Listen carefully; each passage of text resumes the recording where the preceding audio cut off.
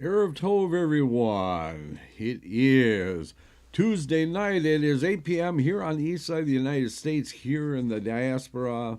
This is the Maimon Beit Knesset, therefore it must be the Rabbis Discuss. Whatever it is that the rabbis decide that they want to discuss. And tonight we are continuing our discussion on the Sefer Bahir, the Book of Brightness. Good to have you all here this evening. Just a heads up, we're having a little bit of trouble with our upload on our stream this evening. It keeps dropping down below the threshold, so we'll see how it goes. Hopefully, not really sure what's going on. We have an incredible download speed, but the upload is just kind of crawling along. But we shall marshal on. And marshal on, not in marshal in the chat room, but marshal on as far as marching on. Okay, speaking of marshal in the chat room, we have in the chat room Yair. Yair, I apologize. I did not call you out last night. I didn't happen to see your name on there until we had finished the show. I apologize for missing you. Also in the chat room, we have Donald, and we have a number of people watching in the background. Rabbi Ancel is making his way home, so he will join us when he arrives. Hopefully, he'll be able to join us tonight. That is, if the stream keeps working. If we keep continuing having problems, may I have to pull up stakes and wait until next week. But anyway, so let's go ahead and Regina in the chat room too. Sorry, Regina, didn't see you there. Okay, so let's put up the Bahir in the corner so you can read along with me as we go through this. And let's go ahead and get started on this. This is where we stopped last week, was on 43. So we've been talking about these various like the Hirak and the Kamates and so on and so forth. The Segul, and we haven't really defined what those are. So again, what we're talking about here, especially with the Hirak, is the vowel points, the nikud or the nikudot. That we find in our sidurim and stuff. That the hirak is a single dot under the Hebrew letter. So just so everybody's on board with that. So the hirak, do not read hirik, but kerach. Ice. Whatever the hirak touches becomes ice. It is thus written in Exodus 34:7 and cleanses. Okay. And what is the indication that the hirak has the connotation of burning? And we have a little note here, so let's pop that up. It says in the Hebrew, harak means to burn. Sephira is victory. Okay, fair enough. So what is the indication that hirak has the connotation of burning? This is because it is fire that burns all fire. Thus it is written, 1 Kings chapter 18, and God's fire fell and it consumed, and the burnt offering, the wood, the stone, the dust, and evaporated the water that was in the trench.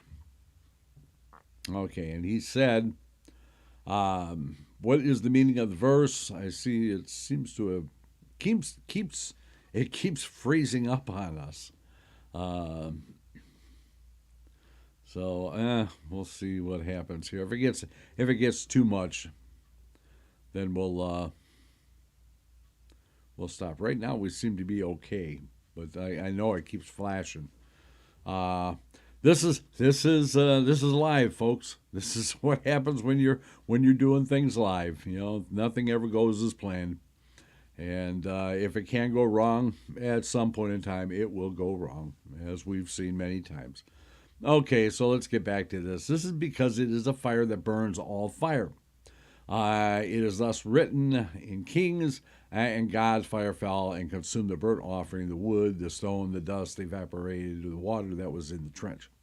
Okay, he said, what is the meaning of the verse from Exodus 20? And all the people saw the voices. These are the voices regarding which King David HaMelech, spoke. It is thus written in Tehillim 29, the voice of God is upon the waters, and the God of glory thunders, which you may recognize from the daily Tehillim. And those of you who are with us, on Shabbat, will recognize that from the Shabbat. The second voice, Tehillim 29, also, the voice of God comes in strength. Regarding this, it is written in Isaiah, by the strength of my hand have I done it. It is likewise written in Isaiah, also my hand has founded the earth.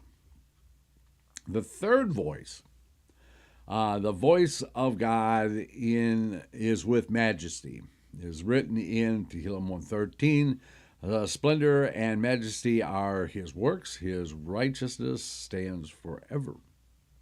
Baruch Shem. The fourth voice, Tehillim 29, God's voice breaks the cedars and shatters the cedars of Lebanon. This is the bough that breaks the cypress and cedar trees. The fifth voice, God's voice draws out flames of fire.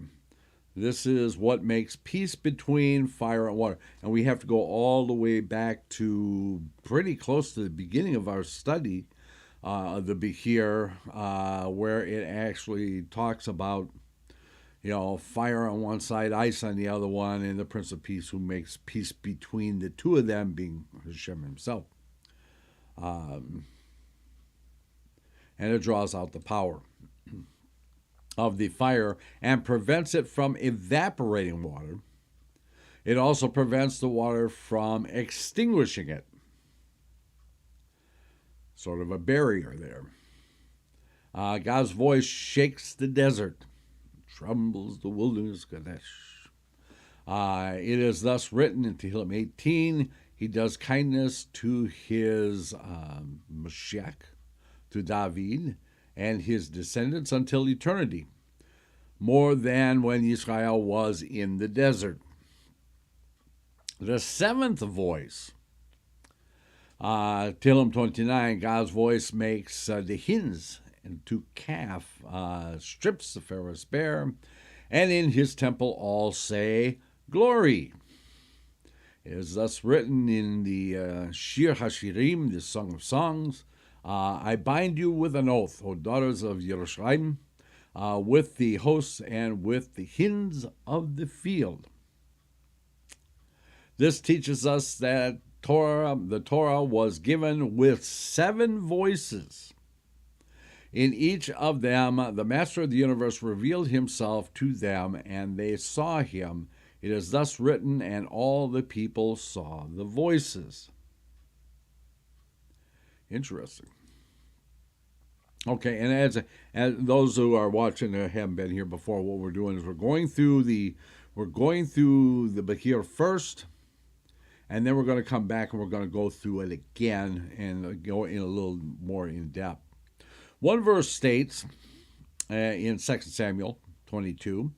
He bent the heavens and came down with gloom under his feet. Another verse says in Exodus 19, and God came down on Har Sinai, Mount Sinai, to the top of the mountain.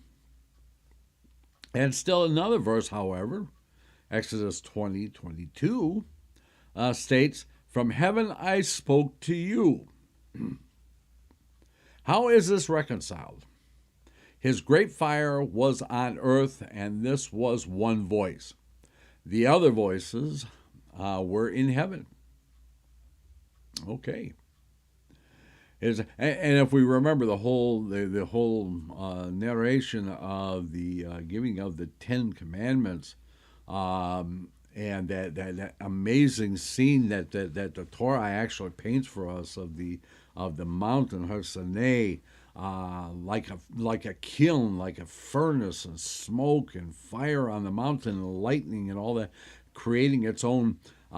Basically, we see the only thing I can relate close to it, because I mean we were all there, we all saw it, right? You know, in a previous transmigration, we were all there. As the rabbis tell us, every Jewish soul was present at Har Sinai when this actually happened. So just because we don't remember it doesn't mean we weren't there. So anyway, but we don't remember. Okay, so the only thing I can relate this to is if you've ever seen videos, particularly documentaries, of some of the big forest fires, like out west and stuff like that, where these forest fires, because of their intensity and everything, create their own microclimate, where you will actually see hear thunder and see lightning and see tornadoes actually spawn out of this rising smoke and ash and fire and stuff. So that's as close as I can actually imagine that this. And again, Har Sinai must have been far, far more impressive than what we actually see. As impressive as it is to see that, Har Sinai must have been even 100 times more impressive than that. Okay. Yeah, I'm getting a little off track here. I'm stalling for time, hoping Rabbi Ancel will join us. Okay, so let's see, where are we at? Yeah, from the top of the mountain. Okay, it is thus written in Deuteronomy chapter 4, from the heavens he let you hear his voice, that he might instruct you, and on earth he showed you his great fire, and his words you heard from the fire. Which fire was that? It was the great fire that was on earth. From where did the speech emanate? From this fire, as it is written, and his words you heard from the fire. Going on to 47, what is the meaning of the verse? You saw no form, only a voice. Think about that. You saw no form, only a voice. This was explained when Moshe said to Israel, from Deuteronomy 4, you did not see an entire image. You saw an image, but not an entire image. What is this like? A king stands before his servants wrapped in a white robe. Even though he is far away, they can still hear his voice. This is true even though they cannot see his throat when he speaks. In a similar manner, they saw an image, but not an entire image. As we know, no man can see God's face and live. Okay. It is therefore written, you saw no form, only a voice. It is also written in Deuteronomy 4:12, a voice of words you heard. And 48, and the verse in Exodus 20:15 states that all people saw the voices. Another verse, however, Deuteronomy 4, states the voice of words you heard. Uh, but uh, but how can the two be reconciled? At first, they saw voices. What did they see? The seven voices mentioned by David. But in the end, they heard the words that emanated from them all. We have only learned that there were 10. Our sages taught that they were all said in a single word. Yeah, let's check out what the note says on that one. Okay, so that's Takuma Yitro, chapter 11. Okay, let's go back up here to the 10 here and see what the little note is. Referring to the entire 10 Commandments, or the Sefirat, Si or Haganuz, Adlo. Okay. There were seven voices. Regarding three of them, it is written in Deuteronomy 4 again. The voice of words you heard, but you saw no form, only a voice. This teaches us that they were all said with a single word. This is so that Israel should not make a mistake and say others helped him. It might have been one of his angels, but his voice alone could not be so powerful. It was for this reason that he came back and included them in a single word.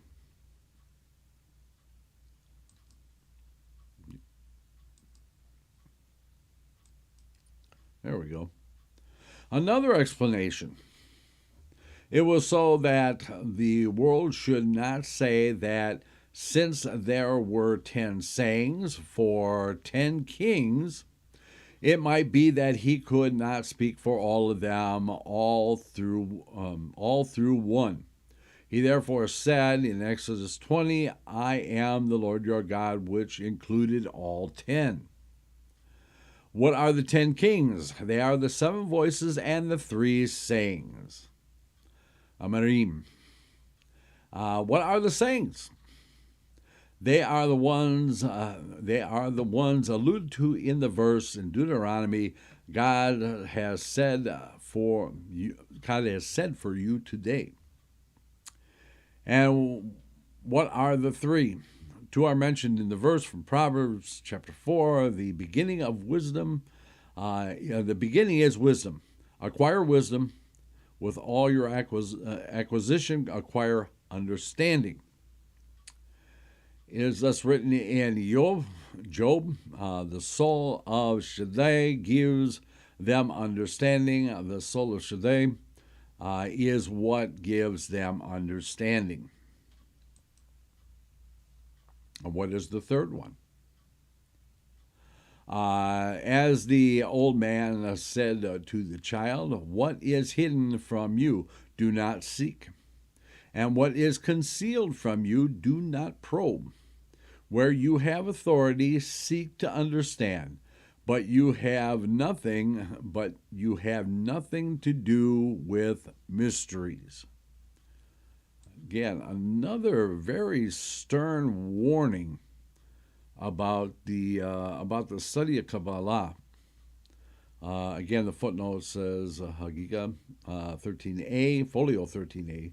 This alludes to Keter, crown, the highest Sephirah. Okay, so and we'll get it. Well, I don't want to get ahead of myself.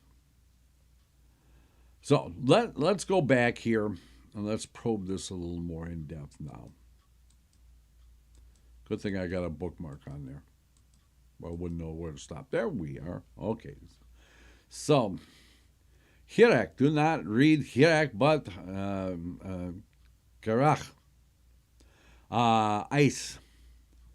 Whatever the Hirak touches becomes ice. It is thus written in Exodus 34, and cleanses. What is the indication that Hirak has the connotation of burning? This is because of the fire that burns all fire. This is written in 1 Kings.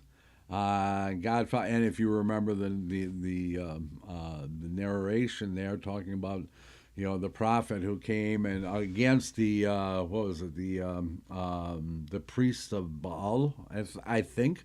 Um, if I'd been a little smarter, I would have pulled that up before the show, but be that as it may.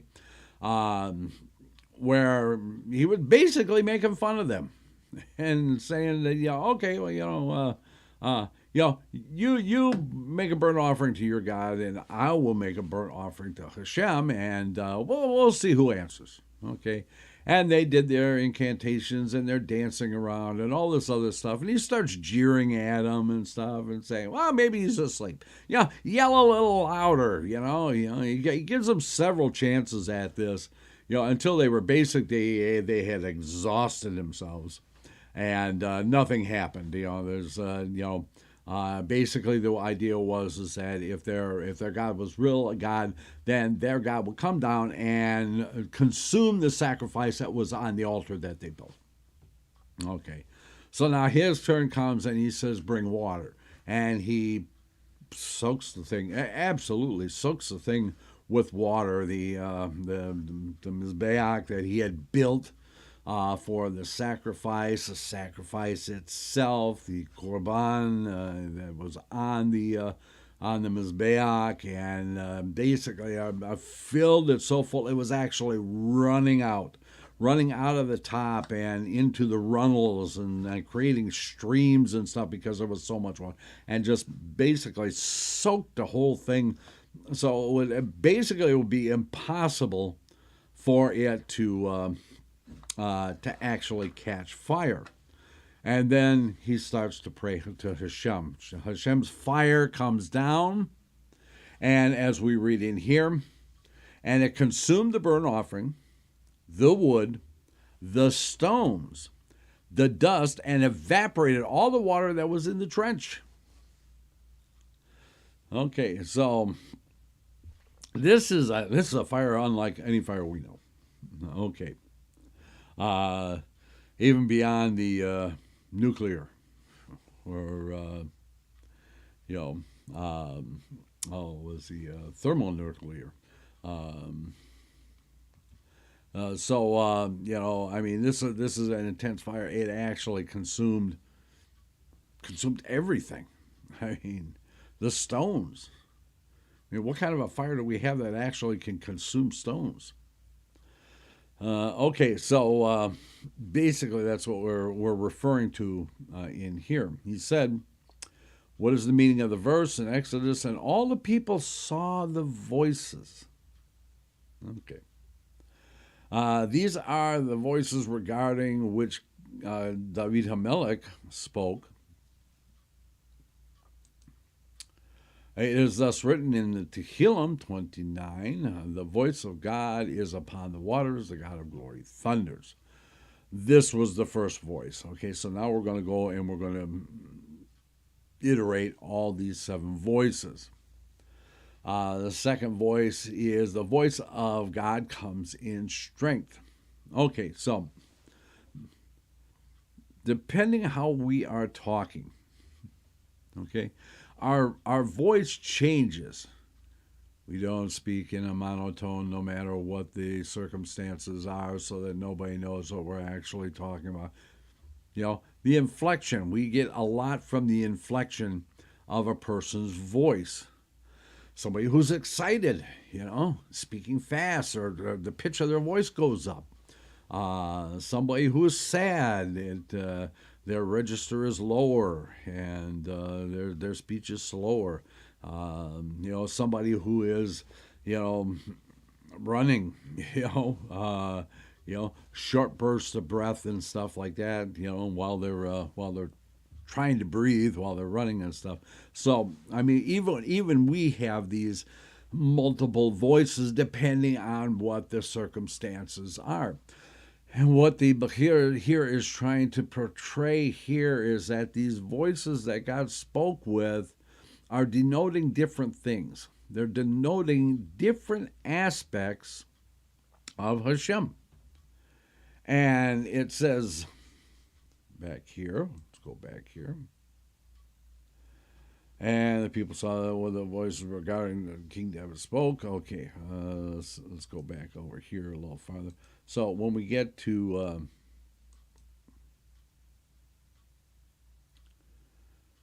yeah, it says in here so the 10 voices. Okay, seventh voice. This teaches Torah was given. Torah was given with 7 voices, and each of them, the Master of the universe, revealed himself. Again, he's revealing himself in the voice, which is denoting one of the aspects. And again, if we go back to the Sephirot, Bina, Da'at, Malchut, and so on and so forth, each one of these, and we could actually dissect this a little further. Maybe we'll do that next week. Dissect this a little further and connect these voices to what sephira is it that is trying to be portrayed. And those of you who are in the chat room, if you have an idea of what it is that the voice is trying to portray, put it in there. No wrong answers. And I've said this many times before, and Rabbi Ancel and myself have spoke about this to each other quite a bit about, anyone who tells you they're a Kabbalah master is a liar. Okay?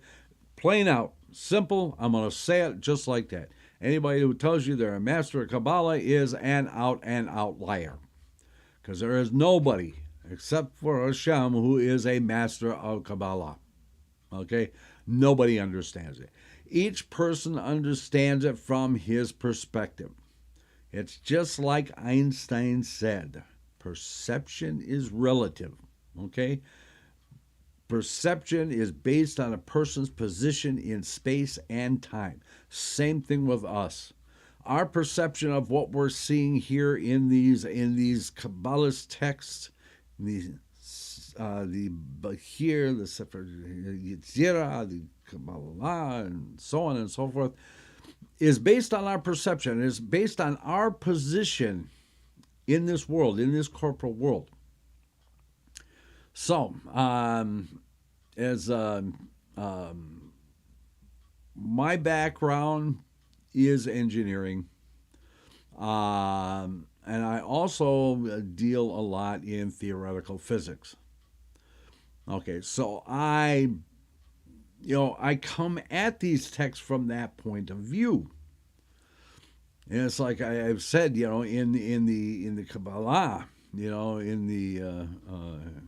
in the writings in there, I found amazing things that, because of my position, in this corporal world, because of my interests and the things that I've studied, I see things in here. I see things like the Big Bang that they talk about. I know where it is in the Kabbalist text. Equidistant numerical progression, sophisticated mathematics, the Fibonacci sequence. Again, going even back into this text, the string theory and E8. But that's my perceptive. That's what I'm looking at.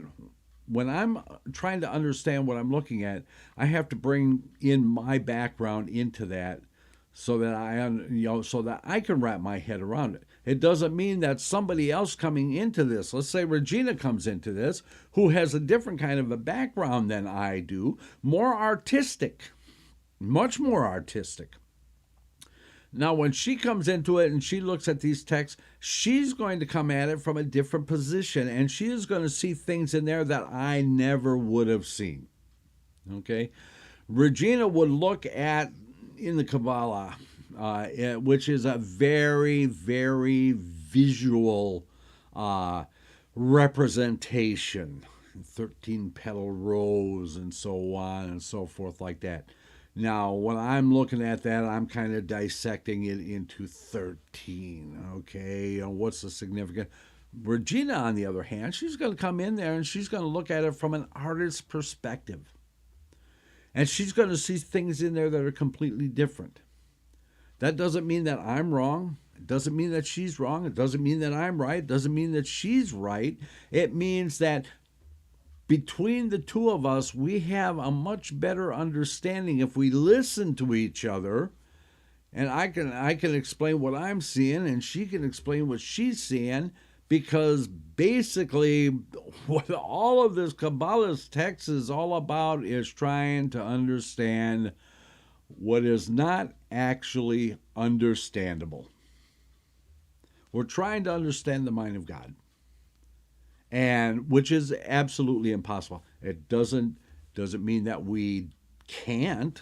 We can't. We're not allowed to.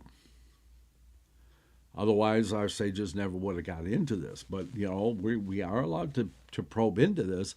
But there's things that we are just not going to understand. We are not going to get it. And you've seen when we were going through the text before, and I said that, okay, there was this one section in there, and I just don't get it. I don't understand what it's trying to say. And Rabbi Ancel tried to explain it to me, and I just can't wrap my head around it, because I'm not at that level yet. I'm not at that level that I can see it. The Rabbi Ancel was at that level. He could see it. Now, there's other places where I could see it and he couldn't. Again, just like I would read something, I may not understand it. Regina might look at it and go, it's simple. I don't understand why you're having such a hard time figuring this out. It's right there in front of you. But, okay. So anyway, let's see. Well, like the voices say, we are not enough. Maybe that is a voice teaching us humility. Okay. I can buy that. Okay, so let's get back into the text here. And again, I see that the video is kind of choppy, and I guess we're just going to have to deal with it. We seem to have a good connection right now.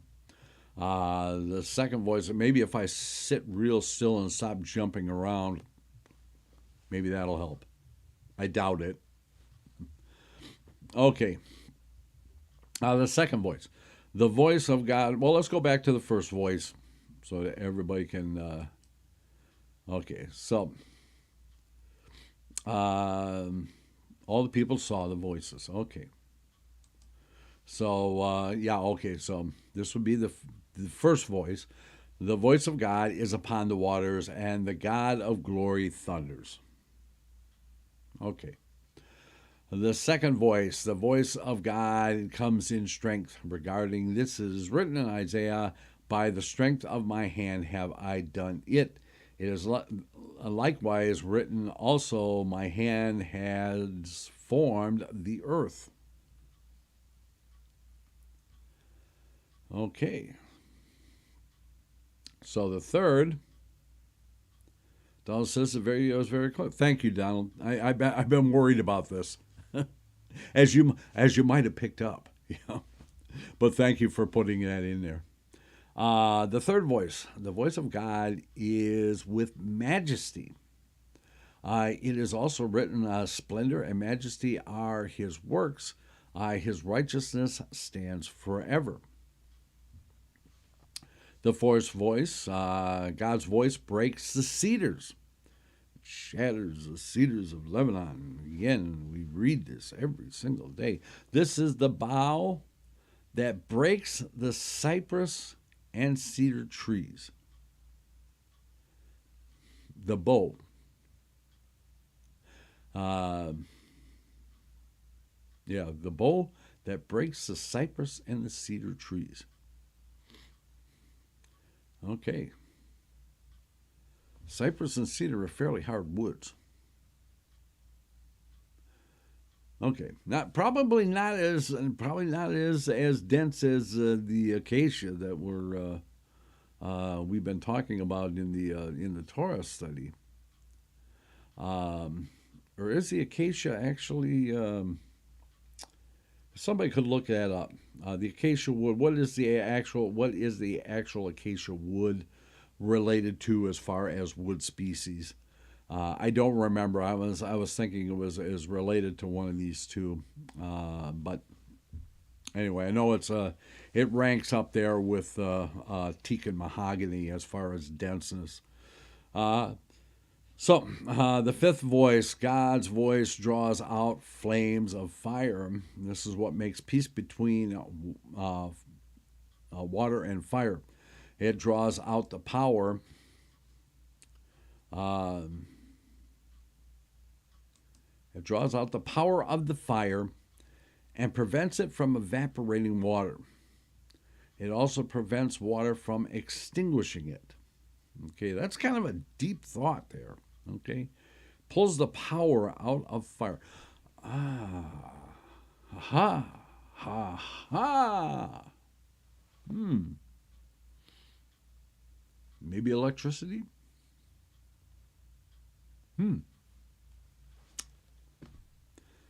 Because there is power in there. But it's not really like a flame. And as a matter of fact, it has a different characteristic altogether from fire.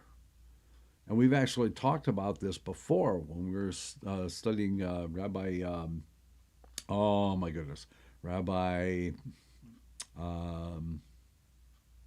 oh, shame on me for forgetting him, forgetting his name. I haven't forgotten him, I forgot his name. Talking about electricity, that it's fire is a chemical reaction. Okay, you need three things for fire to actually exist.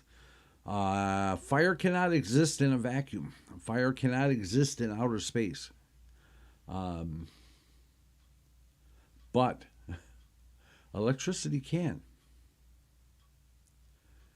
Hence why the lights on the International Space Station stay on. That's why the lights on the space shuttle actually work in space, because electricity is completely different from fire. Again, it doesn't need a chemical reaction. Electricity is there; it's always there. Okay. Let's check the chat room here. Oh, let's see.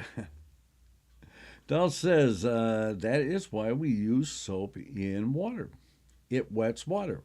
It's a surfactant. And what a surfactant is, it breaks down the surface tension of water. That's exactly what soap does. Donald is dead on with that. It's exactly what soap does. It breaks down. Soap is a surfactant that breaks down the surface tension of the water. Yeah, interesting. Very good, Donald. Okay. So let's go on here. The sixth voice. And God's voice shakes the desert, trembles the wilderness Kadesh. It is thus written in Tehillim 18. He does kindness to his Mashiach, to David, and his descendants until eternity, more than when Israel was in the desert. The seventh voice, that's interesting. He does kindness to his Mashiach. To David, because Mashiach will be a descendant of David. And to his descendants until eternity. More than when Israel was in the desert. Because in the desert, Israel didn't have a king. And when they came into when they came into Eretz Israel, and they did put a king over themselves, actually, the one who was actually Hashem selected as King Saul, who did not work out. Hashem knew that was going to happen. It was basically, it had to happen for David to actually come to the forefront. Nothing happens by mistake. Hashem does not make mistakes. As Einstein says, God does not play dice with the universe. Okay, he doesn't play dice with history either. Okay, so when Saul was king, God knew that Saul would not actually destroy Amalek as he was told to do, and that Hashem would have to strip the kingship away from, actually tear, not strip, tear. It's very clear in the Sefer when it says that Saul grabbed his robe and tore it, and he said to King Saul that you have this is it, this is it. God has torn the kingship from you, and give it to one who is better suited, which would be David HaMelech. Not to say David HaMelech was perfect either. I mean, he was a man, and he made mistakes. And some of the mistakes that they pile on David are unwarranted. It's people running their mouths about things that they just do not understand historically. Okay, so, but that aside. Okay, more than when Israel was in the desert. Again, they didn't have a king in the desert. Okay, so the things hadn't been all set in place yet. Now, yeah, Yehuda was, the kingship would lie with him. It was told to him by Yaakov. Yaakov told him, kingship will reside with you forever. Okay. But during the desert, there was no king. Who was basically over all the Bnei Yisrael was Moshe Rabbeinu, who was not of that tribe. It isn't until they come into Eretz Yisrael that they actually get the king that they were intended to have all along. And again, it has to go from Saul. Saul has to fail, and it has to go to David.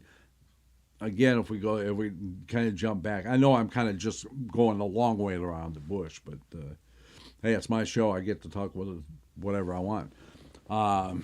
Like Melchizedek. When Melchizedek comes to, Melchizedek is a priest of Hashem. The priesthood lied with Melchizedek. And when he comes to Abraham, he makes a mistake. He blesses Abraham first, and then he blesses God second. And the priesthood was taken away from Melchizedek. Now, again, this had to happen. Hashem knew this was going to happen. Hashem had placed him there knowing this was going to happen so that the kingship would be taken from him. It would then go to the firstborn of Bnei Israel. Okay, it would be the firstborn son. Okay, after the sin of the gold calf, it would be taken from them, and then it would reside with the Kohanim and the Levim, the Kohanim particularly, of the tribe of Levi. Okay, so nothing is left to chance. Okay, so let's go on to the seventh voice. I probably didn't even answer the question I was asking myself here. Okay, the seventh voice, God's voice, makes the hens to calf, strips the Pharaoh's bear. Now, when we read this in the Torah, in other translations, it says, makes the hens skip like calves. Okay, and the mountains like rams, and strips the forest bare. Okay, so the voice of God makes hens to calf. Well, what does it mean to calf? It means the hens are actually giving birth. The God's voice makes the hens to calf. Okay, makes sense. Even in this translation, actually makes sense. Strips the forest bare. In his temple, all say glory. So when Solomon built the temple, what did he build it with? Stripped the forest bare, didn't he? He needed the wood, the cedars of Lebanon, right? He goes into the up into Lebanon and harvests trees up there, and essentially strips the forest bare. Okay, so that's it's really interesting. This little section right here. God's voice makes the hens to calf. Now I get that. I understand that, meaning that makes them bear young. But again, as we read it in the, makes the hens skip like calves. Is it the same thing? Is it a misinterpretation? Maybe next week we'll get into that with Rabbi Ancel a little more. As far as exactly what does that actually mean? Okay. So, while in his holy temple, all say glory. Thus it is written. Why is this doing this to me? There we go. Thus it is written, the Shir HaShirim. This is how I actually connected it to the temple, is because, it's the Song of Songs. It was written by Salamon, one of the greatest love songs of all time. And he was the one who built the temple. He was the one who stripped the forest bare. Okay, so,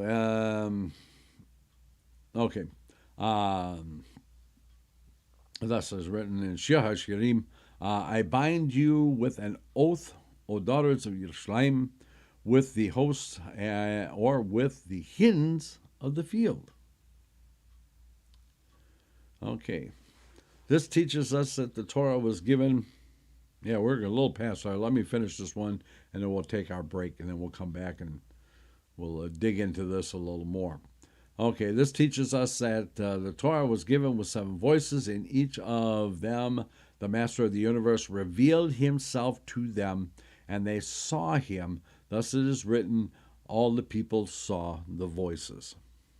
Okay, so let us take, I think we need a little break right now. We've been kind of going a long way around the bush, and we need a little break to clear our heads. So, okay, let me take this down. We're going to go ahead and take our break. We'll be back in 6, so please stay tuned for more.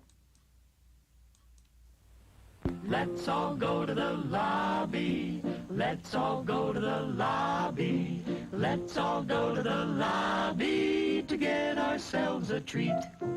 Delicious things to eat.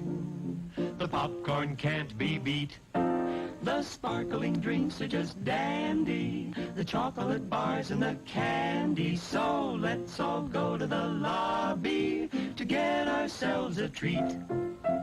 Let's all go to the lobby to get ourselves a treat. It's intermission time, folks, so hurry, hurry, hurry. Step right over to our refreshment center for the most extravagant array of refreshment goodies ever assembled under one roof. Enjoy breathtaking, mouth-watering goodies, everything from a snack to a delicious full meal. At our refreshment center, you'll find a large variety of goodies to satisfy your hunger, your thirst, or your sweet tooth. So hurry, hurry, hurry. Visit our refreshment center now. The show starts in 5 minutes.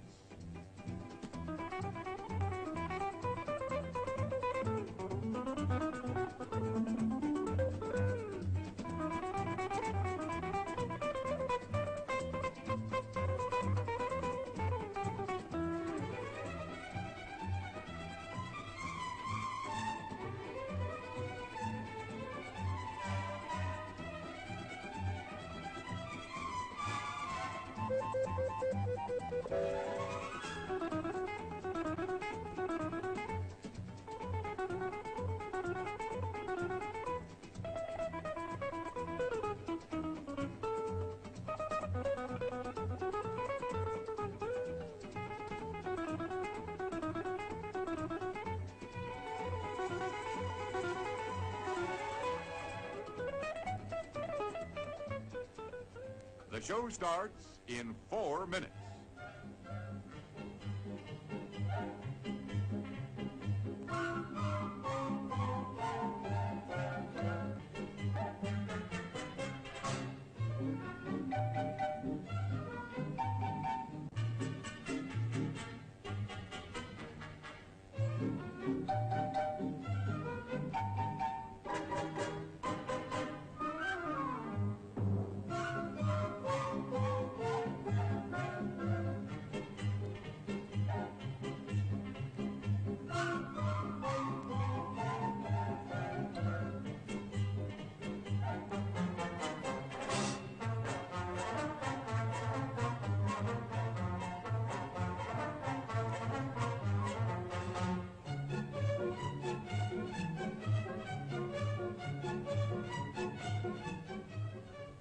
The show starts in 3 minutes.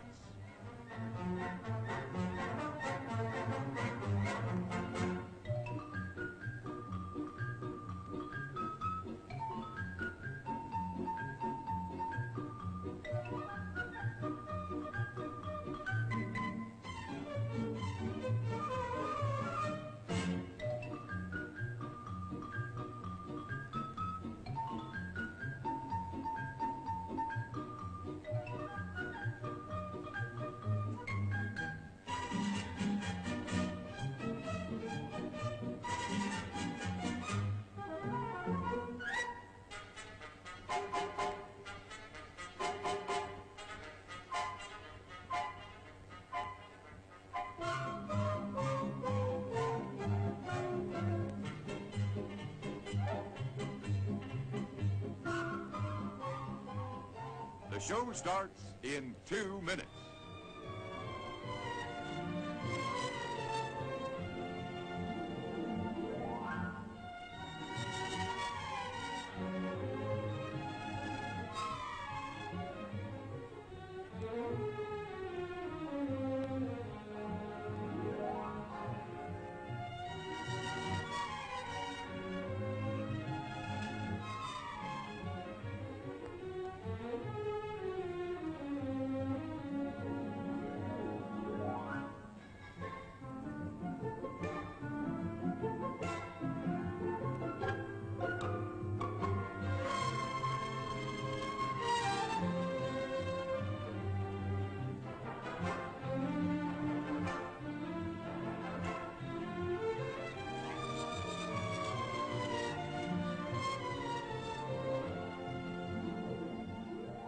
The show starts in 1 minute.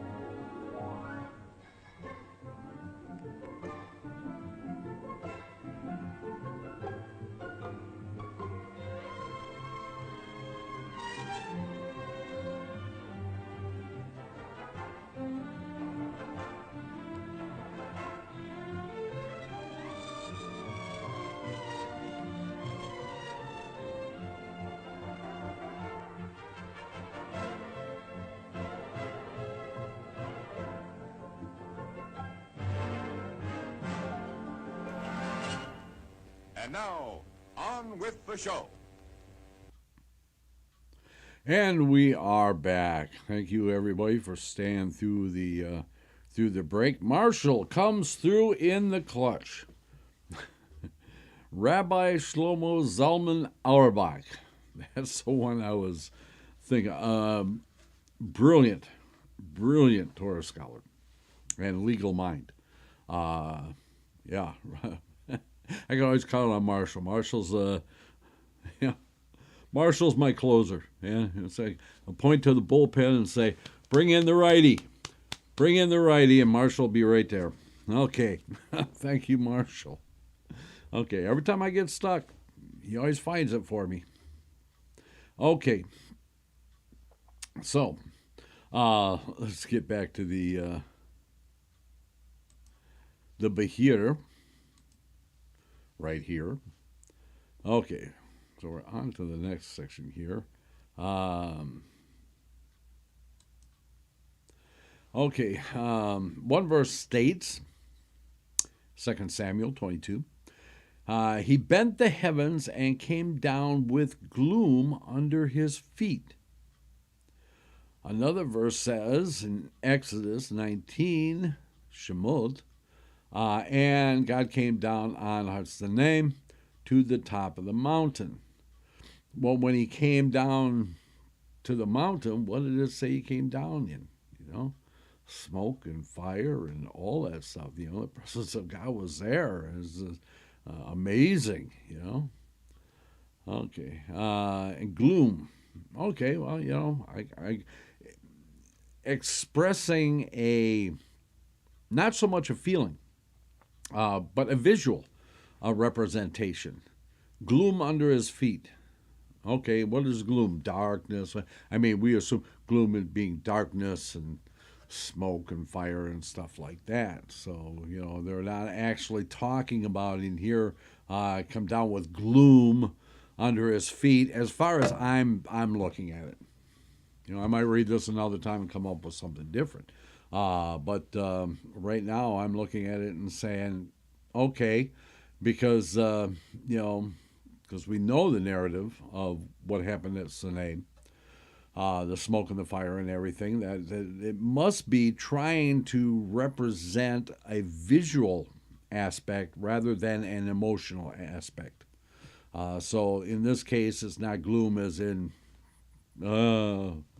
terrible, oh my goodness.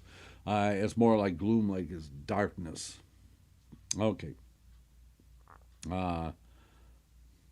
So it's still another verse, states from heaven I spoke to you.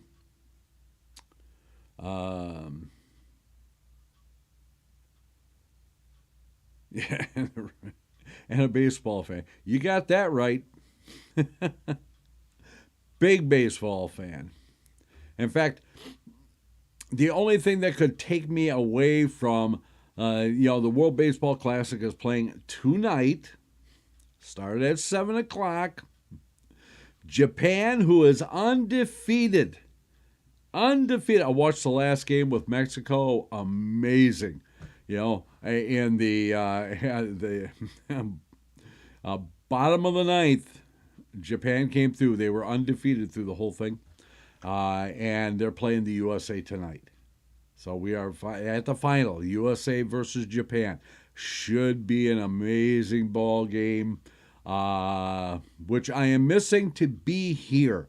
This is the only thing that I could think of that would be more important than watching the USA and Japan play baseball. But I'd rather be here with you. I'll catch it on the replay. Okay.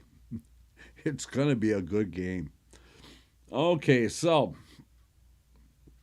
Okay, yes, and the puppeteer too. Yes. Okay. In fact, a member of the National Puppeteers. There you go. For whatever that's worth. The only worth I can say is it costs me money every year. But anyway. Okay.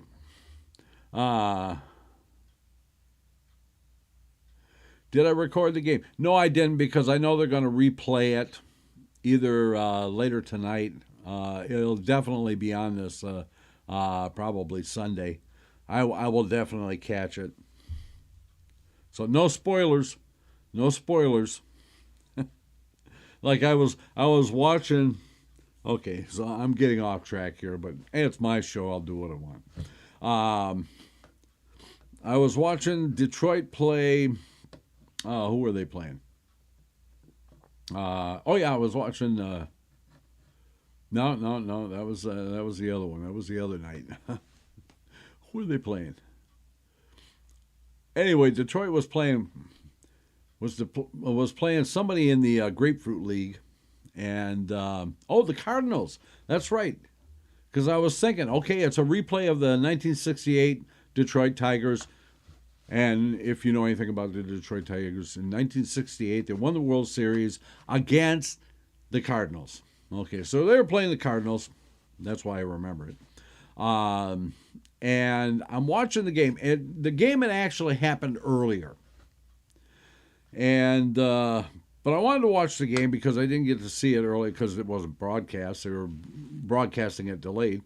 And I'm watching the game, and it's a good game. It really was a good game, and I'm watching it. And down at the bottom, they're running the scores from the other games at the bottom in there.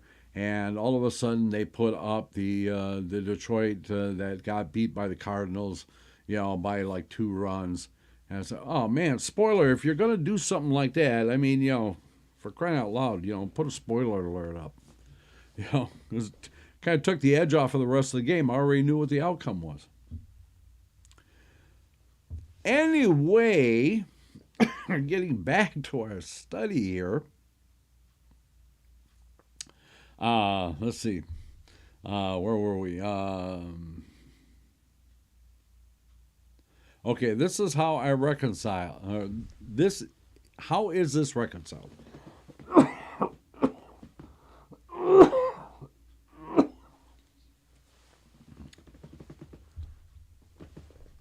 I get so excited when I'm reading this stuff, I forget to breathe. Anyway, how is this reconciled? His great fire was on earth, and this was one voice, and the other voices were in heaven. Okay, so we actually have a representation of this that we've been talking about the last few weeks in the weekly Torah Parsha, the building of the Mishkan. The ark, the holy ark that the Luchot were put into, the Shekhinah on the tent of meeting, which would lift up so Moshe Rabbeinu could go in and speak with God.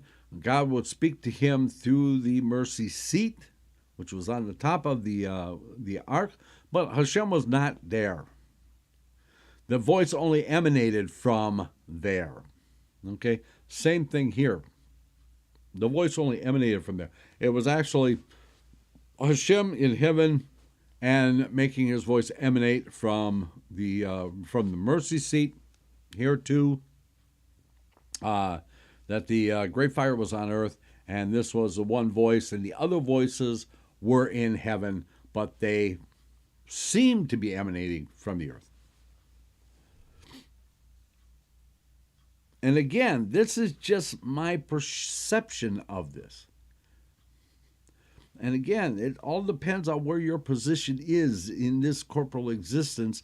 You may read this and you may come up with something completely different. It doesn't mean that it's wrong. It just means that your perception of it is different. Okay, so anybody that tells you this means this, and when you're reading any of these Kabbalah texts, anybody who says this means this is a liar. Okay, I'm going to say it again. There are far too many charlatans out there that are, trying to sell this stuff like snake oil, like patent medicine, panacea, whatever you want to call it. Well, the one that jumps to mind is the one that basically pimps himself out to all the Hollywood people out there, which basically is just telling them that this stuff can keep you famous, it'll keep you famous, like Madonna. Okay, Madonna doesn't care about this stuff. She could care less about this. She's only interested in maintaining her fame, staying relevant, which we've seen numerous times. Every time she starts to fall out of the news or she comes up with some other harebrained idea, that is easily checked to find out if she's actually, if that's actually true or not. Or her relatives came from some place that never existed, or she's so committed to Kabbalah and stuff like that. No. And shame on the rabbi who goes and teaches it to her. Okay, there's far too many of them out there, so just stay away from them. Get yourself a good teacher. Study with somebody who isn't out there trying to to sell it to the masses. Because anybody who's really that good is really has a tentative grasp, let's put it that way, has a good tentative grasp on this stuff, is not out there trying to make money with it. He's waiting for people to come to him. Okay, so I'll get off my soapbox on that. So it just annoys me so much. There's so much of that going on. Okay, okay, so getting back to this, again, I keep getting myself sidetracked here. It is thus written in Deuteronomy, from the heavens he let you hear his voice, that he might instruct you, and on the earth he showed you his great fire, and his words you heard from the fire. Okay, just again, like Moshe being talked to by Hashem in the tent of meeting from the mercy seat, but not actually from the mercy seat. The voice was just emanating from there. Okay.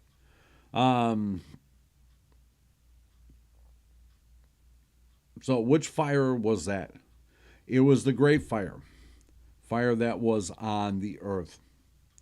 From where did the speech emanated? From the fire. And again, when Moshe Rabbeinu first came upon God in the wilderness, it was in a burning bush. Well, God was not in the burning bush, He was just making his voice come from there, So Moshe Rabbeinu probably understood this because it had already happened to him. Okay, so what fire is that? It was the great fire that was on earth. From where did the speech emanate? From this fire, as is written, and his words you heard from the fire. Okay, so let's check the chat room here. Let's see. It didn't help Madonna. No, it didn't. No, it didn't. She had to come up with some other shtick. She had to turn herself into a Muppet to stay relevant.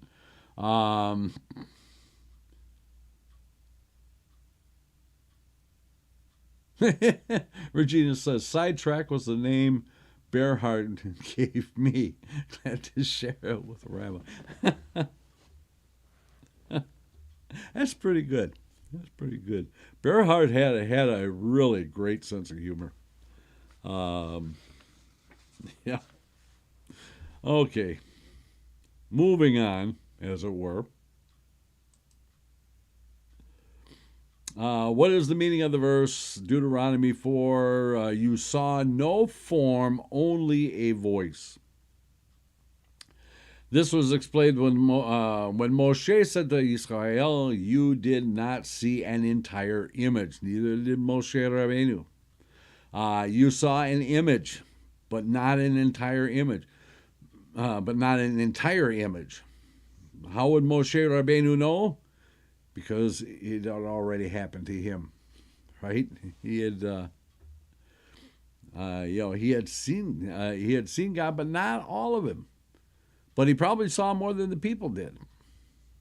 Okay, so he knows, if you're not seeing what I saw, and I couldn't see the whole thing, then you're not seeing the whole thing. What is this like? A king stands before his servants wrapped in a white robe. Okay, we got a note in here. Let's see what the note has to say. It says, this alludes to the talit in which God wrapped himself at Sinai. See Rosh Hashanah, Folio 17b, and then Psalm 102 and Daniel 7:9. Okay, wrapped in a white robe. Okay, now our talits, we have stripes on them. Do you know why we have stripes on I'll ask this question, see if anybody knows. Why do we have stripes on our talit? Okay. Particularly, why do we have a blue or a black stripe on our talit, which is the traditional way of doing it? I know you've seen other ones that have different colors, or red or mauve, or the Jacob's coat with all the different colors in it, or whatever like that, so on and so forth. Traditionally, and there's a reason why it's a tradition. Traditionally, it's either blue stripe or it's a black stripe. So why do we have that? Okay. Regina says Hashem was a puppeteer. No, actually, Hashem was a cartoonist. Hence the name of one of the books I'm working on. God must be a cartoonist. Look for it. Okay, so I'll explain that another time. So King before his servants wrapped in a white robe, or talit, as we found in the note. Even though he is far away, they can still hear his voice. This is true, even though they cannot see his throat when he speaks. In a similar manner, they saw an image, but not an entire image. Okay. Ooh, lots of comments in here. Let's see.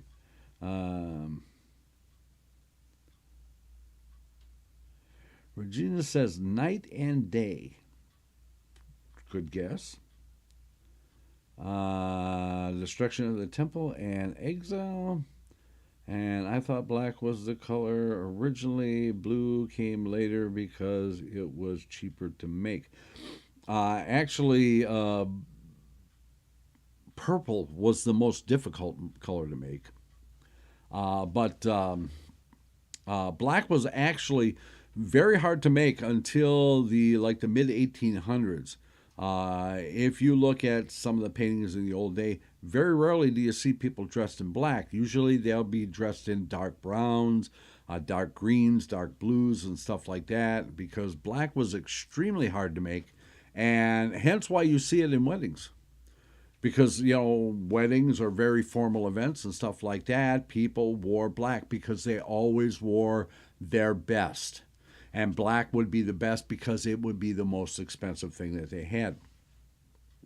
Okay, so the reason that we have traditionally a blue or a black stripe on our talit is because, if you notice on the tzitzit, we're supposed to have a techelet, a blue thread on there, and we don't have it because we don't know exactly what the color was, and we don't know how it was actually made. Okay, we have ideas, but we believe that the animal, that the insect or whatever it was that was used to make the dye is now extinct. Now, there are some theories that say that that snail has come back. It has made a reappearance in the last few decades. But however, we still aren't sure about the color. So we don't put the techelet in the tzitzit. And according to Rabbi Auerbach, thank you very much, Marshall. Rabbi Auerbach said, okay, well, just because you found a dye in a dye shop in an archaeological dig does not mean that was techelet. Until we can get a group of rabbis who agreed that that was it, then I'm going to say that that wasn't it. And I respect Auerbach immensely, so I go with what he says, so I don't have techelet in my tzitzit. Zeta does, but I don't. Okay. So, because we don't have the techelet in there to remind us of the techelet, and because the talit really doesn't have a a firm structure. I mean, it doesn't tell us that it has to be this color or that color, or it can't have this or it can't have that or anything like that. Basically, they put the stripe in the talit to remind us of the tikhelet. Now, there's some controversy. What color was the tikhelet? Was it a sky blue? Was it a little darker blue? Between the rabbis, it goes all the way from a very turquoise color to black. So hence why traditionally you see either a blue stripe or a black stripe. Now the one that I wear, on Shabbat has blue stripes. They're very pale sky blue, very sky blue stripes in them. The one that I wear on festivals and stuff like that doesn't have a colored stripe in it. It's a white stripe. Okay, and then the one I usually do during the week has a black stripe. So there you go. So now you know. It's to remind us of the tikhelet that we do not currently have. Okay. So, see what we're doing on time here. We're in good shape. Okay. The king stands before us wrapped in a white robe. Even though he is far away, they can still hear his voice. This is true even though they cannot see his throat. In other words, they can't see his throat moving, when he's speaking. In a similar manner, they saw an image, but not an entire image. Okay. They got the 10,000-foot view. I kind of got an idea where I'm at. I can see the lay of the land, but I'm not really getting a whole lot of detail. Okay. Not like I would if I was on the ground. Okay, it's therefore written, you saw no form, only a voice. It is also written in Deuteronomy, a voice of words you heard. 48, our verse in Exodus states, and all the people saw the voices. Another verse, however, Deuteronomy 4 states, the voice of words you heard, how can the two be reconciled? Rashi was a great one for reconciling. As you know from the past few years that we've been studying the Torah in depth. At first, they saw the voices. What did they see? The 7 voices mentioned by David, but in the end, they heard the word that emanated from them all. But what we have learned that there were 10. Okay, referring again to the commandments or the Sephirot. Okay. We have learned that there were 10. Our sages said that they were all said with a single word. Okay. Can you imagine all of this information, all 10 of these commandments being summed up in one single word? Now, we do have kind of an analogy to this. If we go to Maimon, Rabbi Maimonides, and his writings, and he talks about, he's the one that actually enumerated the 613 mitzvot. Okay, the 248 positive and the 365 negative. Okay, and defined what they were. Now, again, other rabbis have done the same thing, and the numbers kind of vary, but Maimonides we've kind of settled on because it's the one that makes the most sense. It's the one that has the most proof to it. And Maimonides talks about the 10 that were on the luchot, on the tablets. Why were there only 10 on there? Because all the 613 are connected to one of the 10. So you can connect all, and he actually diagrams it out. He can actually tell you exactly what of the 613 mitzvot are connected to, honor your father and your mother, and so on and so forth.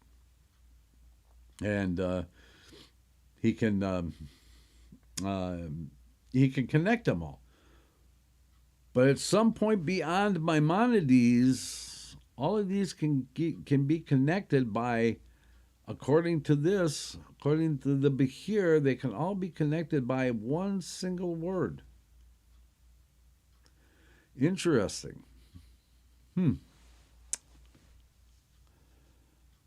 Okay. Okay. This is so that Israel should not make a mistake and say others helped him. It might have been one of the angels, but his voice alone could not be so powerful. It was for this reason that he came back and included them in a single word, so that they would understand that there is only one God. There's only one.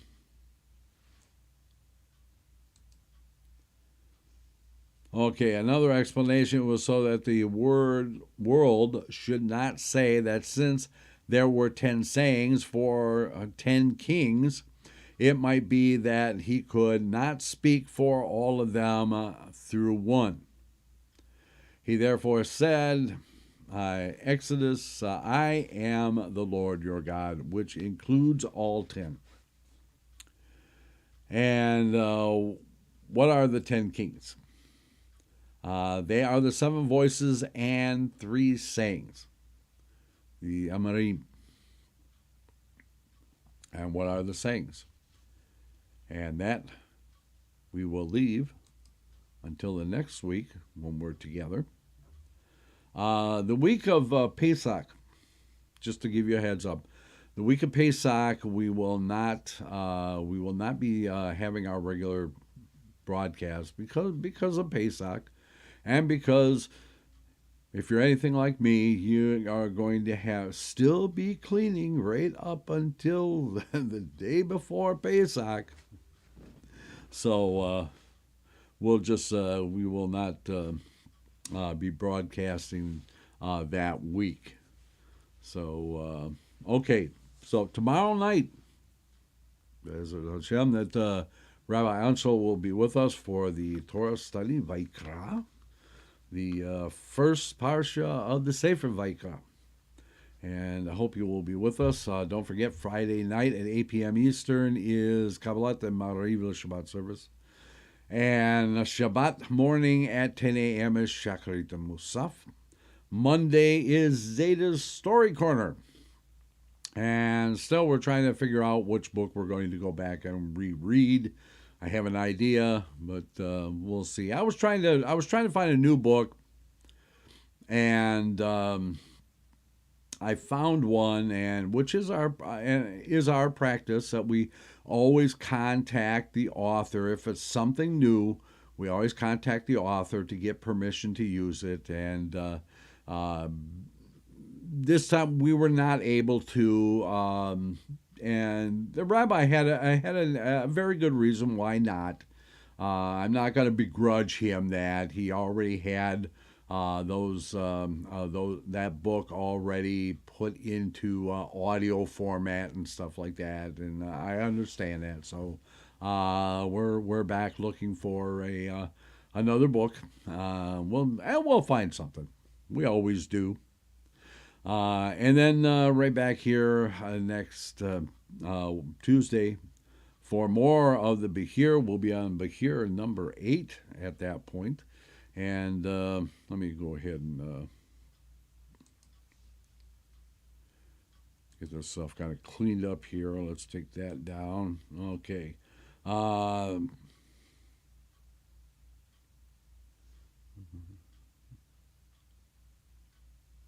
Oh, year. Okay, let's see what year it has to say.